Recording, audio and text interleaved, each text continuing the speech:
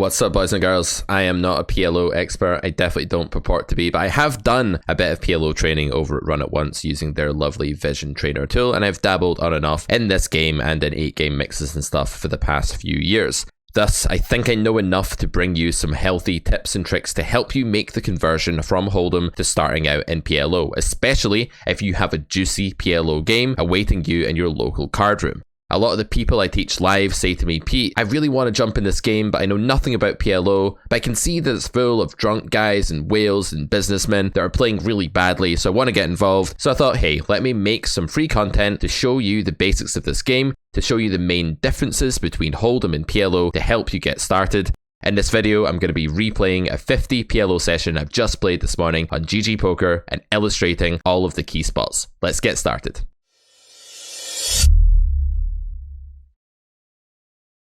Okay, so what I'd like to do in this video is hit you guys with a few tricks and tips, just like little things that you can implement. Normally you want to open to pot, I believe. I just didn't have the right hotkey there and press 3x. This is by no means a problem under the gun. I'm sure this is also a fine sizing. The first trick and tip I have for switching to PLO is basically that you want to call a hell of a lot of 3-bets. With this hand, we don't want to be 4-betting and getting it in. Clearly the hand is way too good to fold. Due to the fact that equities run pretty close together in this game, you can call a lot of 3-bets even as a dog because you're never going to be as far behind as you are in Hold'em, and you're always going to have avenues to catch up. You'll note here on the turn that we actually have the Queen of Hearts blocker with our second nut flush here, so it's not a nutted hand by any means. This is a much weaker hand than it would be in Hold'em, and when we're blocking the third nuts, blocking the Queen X of Hearts here, I decided just to use block on the turn. I figured this was going to be a strategy out of position because it is in Hold'em in lots of situations, especially in polarizing spots like this where villain has some nut flush and then some much weaker hands when we hold the next two blockers down.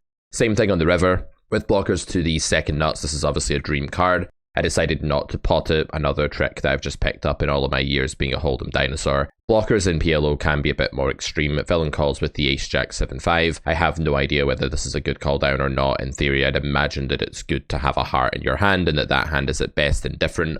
At least by having 3 pair on the board though, villain is unblocking more of the sort of loose, dangling cards that I might be bluffing with. I'm not sure if this open is too loose in the cutoff. I know that these double suited hands are quite good in late position and cutoff. This one might be slightly outside of the range. I would say though that this is a really soft pool. This is 50 PLO on GG by the way that I'm playing here. I don't really want to play any higher because I have very little idea of what I'm doing compared to Hold'em, but I feel like I know enough about this game that I can hopefully give you guys a bit of useful information. So the flop is an interesting street here. Villain goes for a check and we actually opt to check this back. So I'll just go over a bit of my logic here.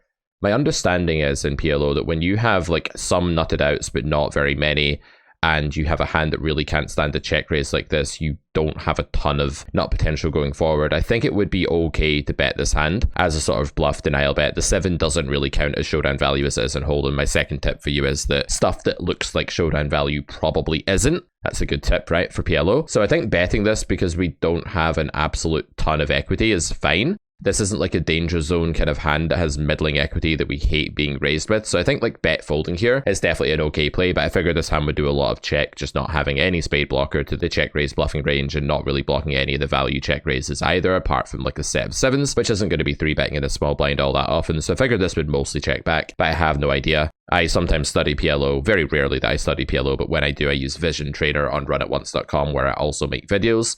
This turn brings a ton of like mergy kind of mixed equity stuff. There's a bunch of like pair plus flush draw in villain's range here. I know from Hold'em that whenever you're building an in position polarized betting range and your opponent can have a lot of middling equity draws and mergy stuff, you just want to go really big. So that's what we did there. So a ton of the skills we have from Hold'em guys are definitely transferable. In this hand, we opt to cold call. I think squeezing this is kind of sad. It just isn't a value squeeze. It's going to do very badly against the 4-bet. It's going to play quite well multi-way. We can make a ton of like flushes and not nut flushes, granted, but certainly like straights and stuff like that. Flop the absolute world here. When you're in a situation like this in either Hold'em or PLO and you're in a multi-way pot with a big draw, you have two options. You can either take the implied odds kind of path where you're saying, okay, there's weaker players in the pot. If I get there, I'm probably going to make a lot of money, but I want to see what the turn is. I don't want to try and generate fold equity because I don't think there's going to be a great deal of it. Or you can take the fold equity path where you say, okay, let me attack here. I have an amazing hand so that if money does go in, I'm never going to be a dog, or at least a big dog. I'm going to be a favorite sometimes, and I'm going to benefit from fold equity utility in the sense that I'll fold out maybe some, I don't know, combos that would end up making a bolt later or something like that. So there's two ways to go here really, but I think the best way to go in a soft game like 50 PLO and GG is just to mine and just like allow this weaker player to come into the pot as well. And you know, with the nut flush draw here, we're very happy to hit any of our outs in this spot. This is not a spot where any of our outs are tainted and we gain much by cleaning them up and making people fold better outs than ours. So there's some situations here where you definitely want to fast play this and go for raise, but I figured that in reality call was just way better than raise here, even though I'm sure in theory like raise can't be a mistake with this hand. The turn is about as bad as it could possibly be, the ace of clubs. I think villain is going to be quite unlikely, if we go back to the flop sizing here for a minute, to be betting in a four-way pot with just naked top pair. We have like a bunch of the hearts that they could have the flush draw with, so that's way less likely. That king of hearts blocker is just blocking their bluffing range here on the turn pretty heavily. So I figured villain's main c-bet range for this sizing on the flop, and this looks like a reg by the way with the 21 VPIP, was probably just going to be like 2-pair plus for the most part. On the turn, all of that gets there.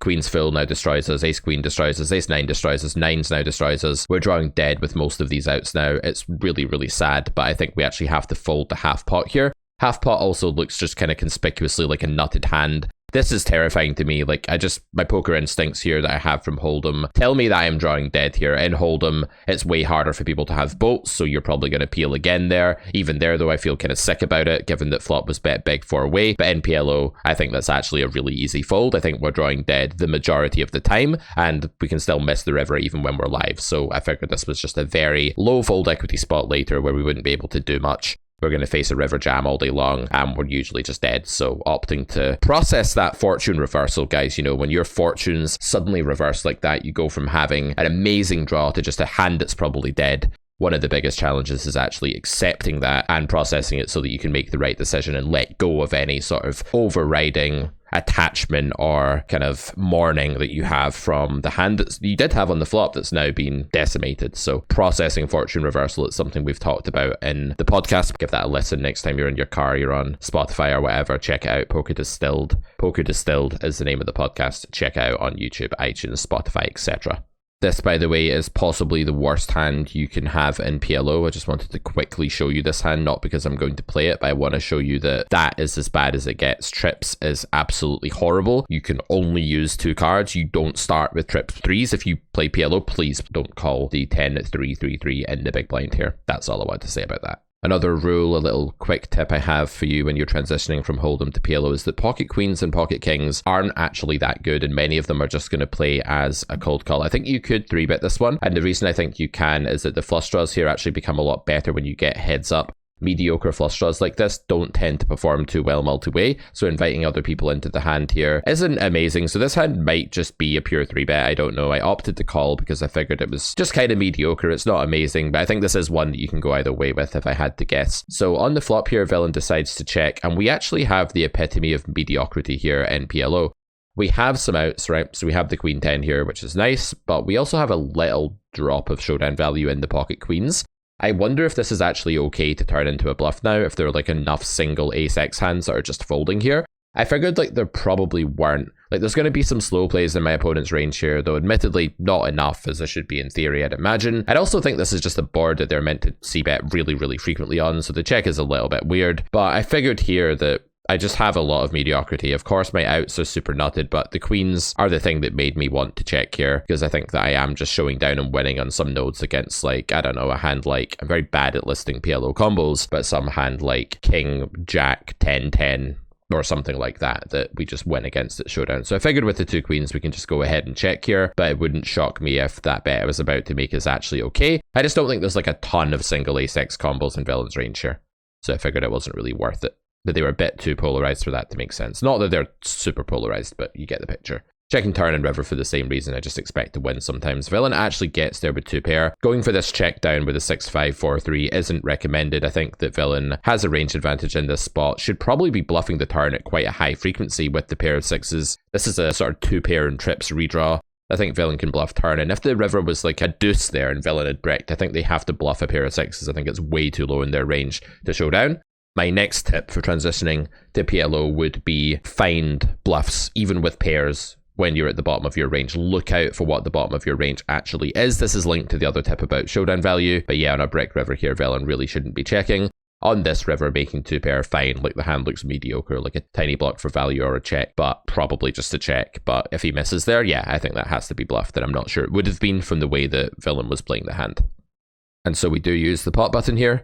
Makes sense, we're building around sets basically. I don't think our value region has much 1 pair or anything like that in it here. We're in position, so if we're opening the actions, we just want to go big. Loads of these skills from Holdem are transferable, guys, these range construction skills. What I've found is that the better I've got at Holdem, the better I've got at adapting to other games. We do get it in set over set here. We decline the run it twice, making villains suffer. Love to punish the people that want to run it twice by being like, nope. Even though it's probably a good idea if you play PLO regularly to run it twice, there's a lot of variance in this game. It has a very high standard deviation, meaning the swings are just huge because the equities run so much closer together. Don't open Queen 10-10-3 in the cutoff. This is just a fold. Am I going to open that? No, I think that's just a fold. Pair of 10s with like rubbish with it is just not going to be very good. Double suited hands.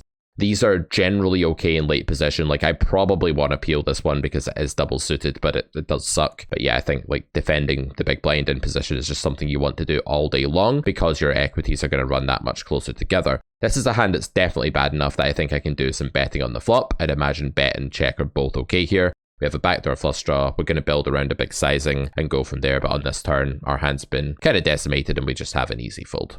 This hand, cutoff versus hijack, looks like a good 3-bet to me. I think Villain's a weaker player. Opening 2.5 is a bit weird. 36 VPIP is also just out of line, so I want to isolate with this hand. This hand is okay multi-way, but I think it's better heads up. Again, the flush draws are just going to be more powerful when you've isolated yourself against one opponent. C-betting this flop seems pretty reasonable. I don't think the 6 is any kind of real showdown value here. We have a ton of backdoors. One pattern I've noticed by messing around in Vision Trainer and PLO over the years, I do this very rarely, but I do it sometimes out of curiosity, is that these multiple backdoor hands just tend to do a lot of c-betting. I think we need a little bit more in the way of spade blockers or equity to want to bet the turn on this node. We have to be a bit fussier in some of these situations on the turn. I think our hand makes for an okay bet check bet river though, with loads of blockers to trips, but against bet, just opting to fold here. Another tip I have for you is that bad flush draws are just awful in PLO. You don't want to place as much stock in them. They're dominated far more often. I don't know if this hand should even open blind versus blind. It probably can, but it seems really fringy already. We get 3-bet, and I think we have to peel all these double suited hands. And when we face a big c-bet on this flop, and all we have is a terrible flush draw, this is the sort of spot that if you fold in Holdem, you look like the biggest nit in the world, or you look like an absolute idiot. But in PLO, this hand is drawing to something that's pretty often dominated. Not realizing equity well, can't raise, it's just too bad for that. And if it does call, the realizability is just so bad, as I say, that you're just not going to be entitled to the, what would this be, like 28% of the pot that you're going to need to be 29% of the pot. You're going to need to have an entitlement here to make this call good. So definitely let go of these terrible flush draws in these situations. I think c-betting flop, if I was the aggressor here, is totally fine with a hand like this, by the way. But when we're the caller and we face a big c-bet, I think we have to fold. I think this gets much closer against half pot or third pot. Okay, this is probably the most impactful hand of the session there. We have pocket queens with a 4 and a 3. This looks like an easy call. Squeezing this hand doesn't make a lot of sense to me. If we got 4-bet, we might actually have to fold. It's that bad a hand, if that was the button. Maybe with this stack we wouldn't, but like this just doesn't seem like a get-in for value. This hand's going to be a dog against many hands that this player actually felts pre-flop or flipping or something. So I think just treating this as a kind of drawing hand and set mining hand in PLO is definitely the way we want to go here. Starting off with a check, just expecting this player to c-bet a lot. And the button goes for a stab here. I think raise here is the main play our hand can do with a ton of protection. All the folds we're getting here are super useful because our opponent's folding out flush draws or backdoors or straight draws or something like that. So definitely think the raise here is mandatory. Given that you're just raising sets for value in this spot, it makes sense to just use a really big sizing. Given the equities run really close together in PLO, it's good to sort of charge as much as possible here, if I can use that kind of fishy sounding term. And on the turn here, yeah, I mean, we get one of the cleanest turns possible. Again, we're mainly value betting sets. Again, villain has lots of merged high equity. We definitely want to jam. The 5 of spades is not ideal. It is the backdoor flush draw, and we do make the 4 high flush. Our hand strength doesn't really change much on this card. Okay, if villain randomly had a 6 and an 8, if he had like 10, 10, 6, 8 double suited or something, we beat that by having the 4-3, but we have the nut low flush here, and effectively we have SPR 0.2, and at SPR 0.2, you want to value bet very, very thinly. So if you think that you're even like 40-something% equity when called, you want to just stick this in yourself because you're not going to be able to fold if you check. And so playing check call here is just putting your money in way worse shape than betting. A lot of people fall into the trap here of checking the river because their hand has suddenly been devalued and they're like, oh shit, villain can have flushes here. I don't have a flush. I don't like that river. I check. But at this SPR, I don't think there's anything to do but just stick the rest in and hope we get called down by some queen 10 or other set or something like that. And the villain doesn't have a flush. The snap call is bad news. Villain shows up with the ace king of spades and we get stacked for a very large amount of money. C'est la vie. Another tip I have for you is that double suited hands that have an ace in them are generally pretty playable. This is a fairly bad one. The ace 3 deuce is really low. I think this is borderline, but can probably open under the gun. Maybe not. Correct me if I'm wrong, guys. If there are any PLO aficionados in the chat here in the comments section, feel free to chat pro me. I never really say that in Hold'em because most of the time people are just wrong and they're like quoting GTO Wizard Sims where the game tree is split 50 times due to 11 sizes being used and some absurd outcome is on their screen and they're like, oh, this has happened on the river, you're wrong, Pete, because they're reading off some dumb sim that's like incredibly broken. But in PLO, I'm going to accept the criticism. I don't really know what I'm doing. This hand though looks like a really great semi-bluff. The 3 is not showdown value in Hold'em. You might look at that and be like, well, I've got a flush draw and a pair, so I'm going to check because I don't make that many better hands fold. In PLO, you make tons and tons of better hands fold on the flop. We turn trips again, building around like overpair, 2-pair trips on the turn. So just wanting to use pot and polarize our range in these situations. That's probably the biggest takeaway today is don't undersize your bets in PLO. When you're building around really strong value hands, you know equities run close in this game. You know that fold equity is much more valuable than it is in Hold'em because on average you're folding out a lot more equity, and so just use big bets. The main people I'm making this video for, by the way, are those who are thinking about playing a PLO game that runs, that's kind of soft in their area, something like that. They normally play Hold'em, but they want to dip their toes into the water. I don't claim to be an expert at any point here, guys, so please don't think that I'm purporting to be really good at PLO or anything like that. It's weird, whenever I play PLO, I feel like every spot is just super close. Now that could be because every spot is super close, equity's running that much farther together, or it could just be that I'm a fish and I say things are close because I want to have a cop out and not have to commit to a decision. It could be a mix of both. You can let me know if this spot is actually close if you play PLO.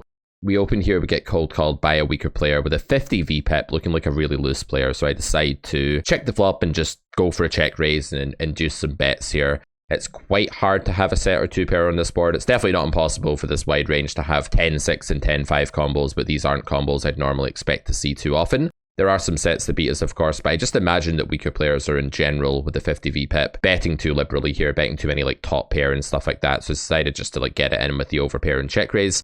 We get in against this hand, which is actually a flip. We don't want to run it twice because we are cold-hearted and we want our opponents to suffer, of course, so we run it once. And we become a favorite. We don't want to cash out because we are a cold-hearted robot and we want maximum pain. Villain makes a pair of 4s in the river, but that is not going to cut it and we scoop a pot. Well, that does it for today's transitioning to PLO video. Let me know if you liked this content. I just realized how silly I look now that I've gone full screen with this hoodie and the headphones on over the hoodie.